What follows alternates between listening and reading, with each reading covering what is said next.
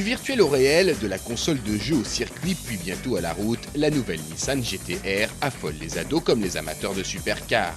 Les premiers peuvent déjà la colter au meilleur GT de Gran Turismo sur PlayStation, les seconds devront attendre mars 2009 pour espérer prendre son volant. En avant-première, nous avons eu le privilège de la piloter sur piste privée.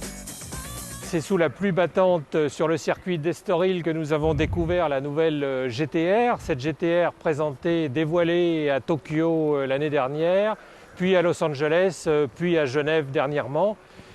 Alors cette voiture, évidemment, est devenue au fil des années l'icône sportive japonaise. Elle court chaque année au Japon, elle est très populaire là-bas. Elle est équipée d'un V6 3,8 litres biturbo de 480 chevaux. Une voiture qui évidemment s'adresse aux aficionados et à ceux qui aiment la voiture sportive, avec une carrosserie presque bodybuildée, avec des passages de roues très musclés. Enfin, une voiture qui interpelle.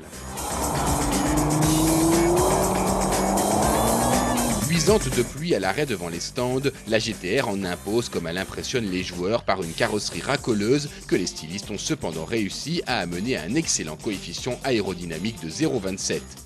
D'un poids contenu par l'utilisation d'acier allégé, de fibres de carbone et d'aluminium moulés sous pression, la GT-R réunit en effet le meilleur de la technologie sportive.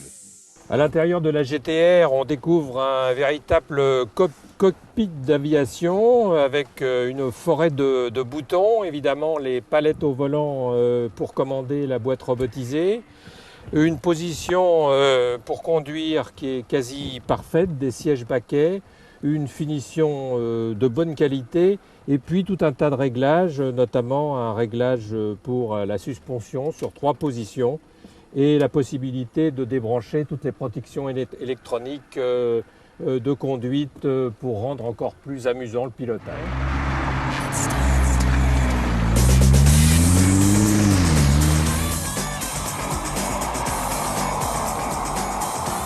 La transmission intégrale brevetée distille de 50 à 100% du couple vers l'arrière, les freins Brembo surdimensionnés et une suspension pilotée à 3 modes, racing, sport et confort. Avec évidemment la possibilité de déconnecter le VDC-R, le contrôle de trajectoire ou de le rendre moins intrusif. Un savant dosage.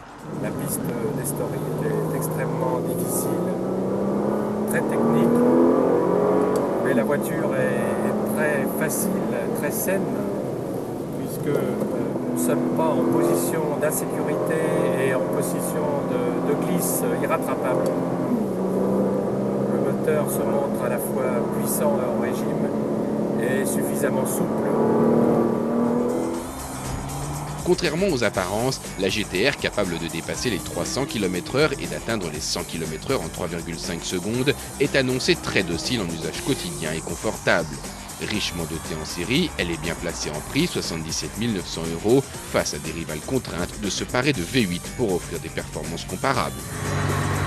Voilà, c'est déjà terminé.